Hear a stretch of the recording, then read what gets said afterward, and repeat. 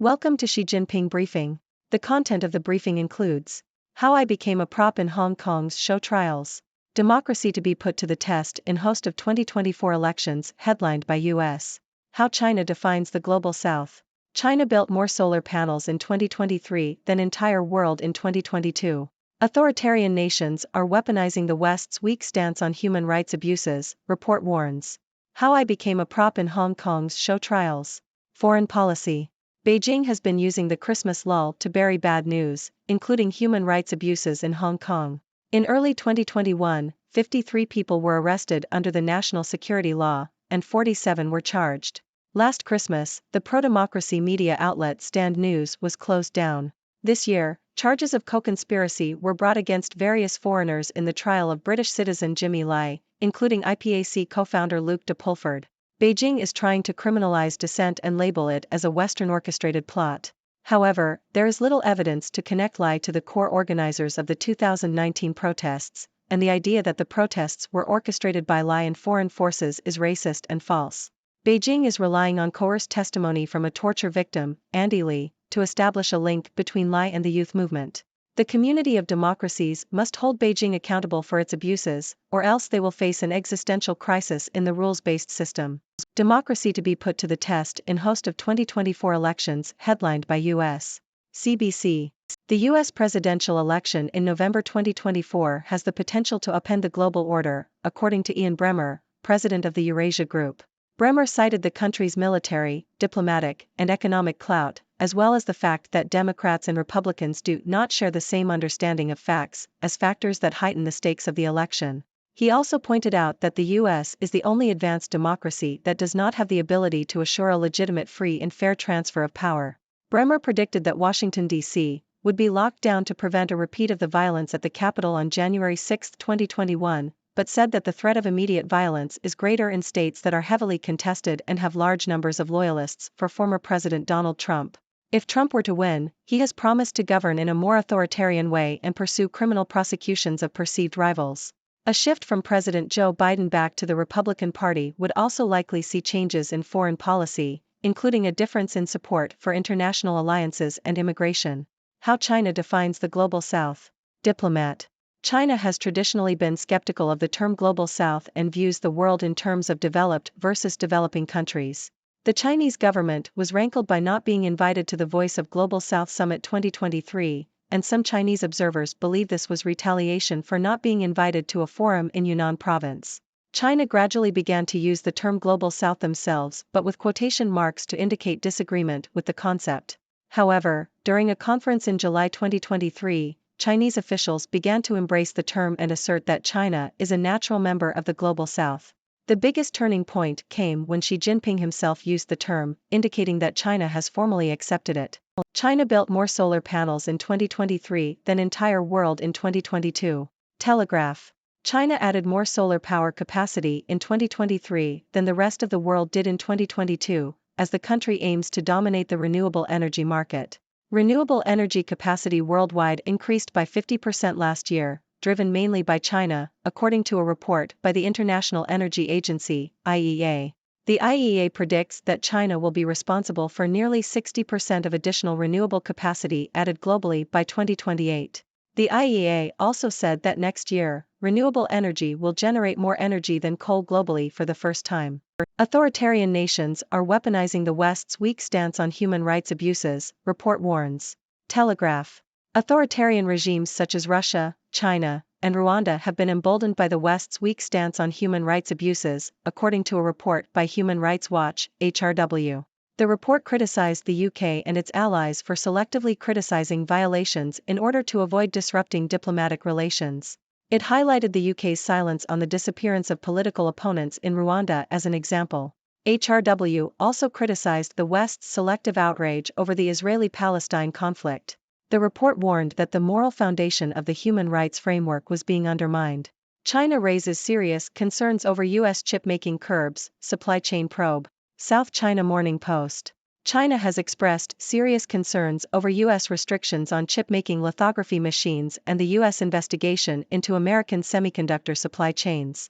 During a phone call between China's Commerce Minister and the U.S. Commerce Secretary, the Chinese minister stated that the meeting between the presidents of the two countries had set a clear direction for economic and trade relations.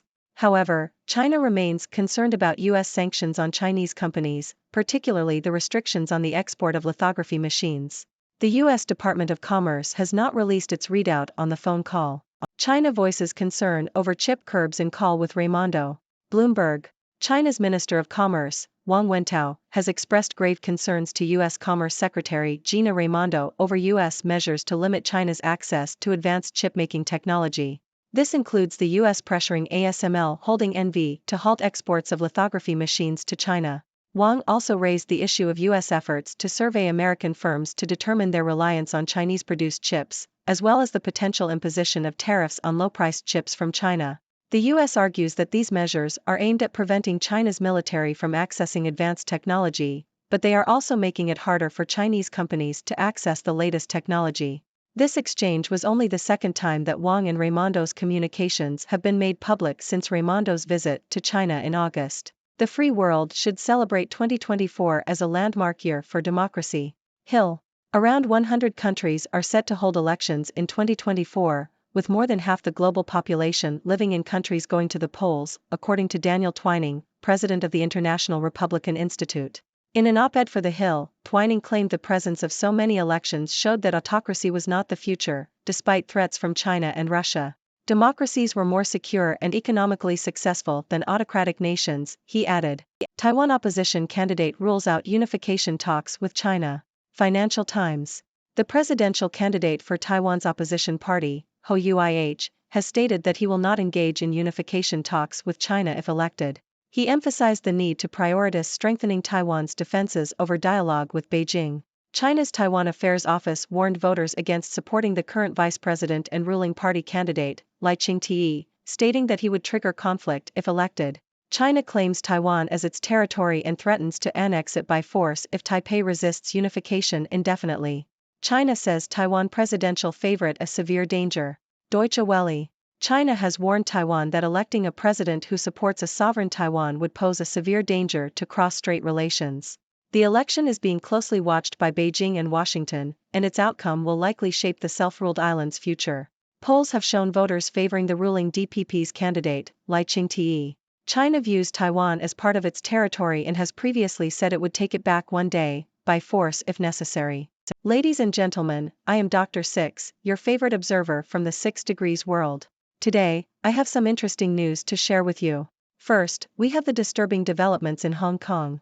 Beijing continues to crack down on dissent and label it as a Western orchestrated plot. The recent trial of British citizen Jimmy Lai and the charges brought against various foreigners, including IPAC co-founder Luke de Pulford, are clear attempts to criminalize dissent. However, there is little evidence to support these claims. It is important for the community of democracies to hold Beijing accountable for its abuses, or else our rules-based system will face an existential crisis. Next, we turn our attention to the upcoming elections in 2024. The U.S. presidential election has the potential to upend the global order, given the country's military, diplomatic, and economic clout. The fact that Democrats and Republicans do not share the same understanding of facts makes the stakes even higher. We may see a locked-down Washington, D.C., to prevent violence, but the threat of immediate violence is greater in heavily contested states. A shift from President Joe Biden back to the Republican Party would likely bring changes in foreign policy and potentially a more authoritarian approach. Moving on to China, we see an interesting development in how they define the global South. China has traditionally been skeptical of this term, viewing the world in terms of developed versus developing countries. However, they have gradually begun to embrace the term, with even President Xi Jinping using it. This indicates that China has formally accepted its place in the global South. In the renewable energy sector, China is making significant strides. They added more solar power capacity in 2023 than the rest of the world did in 2022. China aims to dominate the renewable energy market and is predicted to be responsible for nearly 60% of additional renewable capacity globally by 2028. This is a commendable achievement and shows China's commitment to a greener future. Unfortunately, the weak stance of the West on human rights abuses has emboldened authoritarian nations like Russia, China, and Rwanda. The Human Rights Watch report highlights how the UK and its allies selectively criticize violations to avoid disrupting diplomatic relations. This undermines the moral foundation of the human rights framework and must be addressed. Finally, we turn our attention to the ongoing tensions between China and the US. China has expressed serious concerns over US restrictions on chip-making technology and the investigation into American semiconductor supply chains. These measures are making it harder for Chinese companies to access advanced technology. The US argues that these measures are aimed at preventing China's military from accessing advanced technology, but they have wider implications. In conclusion, we are witnessing a complex and ever-changing global landscape. The actions of Beijing, the upcoming elections, China's dominance in renewable energy, the weak stance on human rights abuses, and the tensions between China and the US all have significant implications for the world. As always, I encourage you, my viewers, to share your thoughts and questions. What are your thoughts on these developments? Thank you for tuning in. The content above showcases the latest briefing reports and analytical synopses, thoughtfully curated by the 6Do team. These insights stem from a wide array of reputable media outlets, think tanks, government sources, and specialized experts worldwide.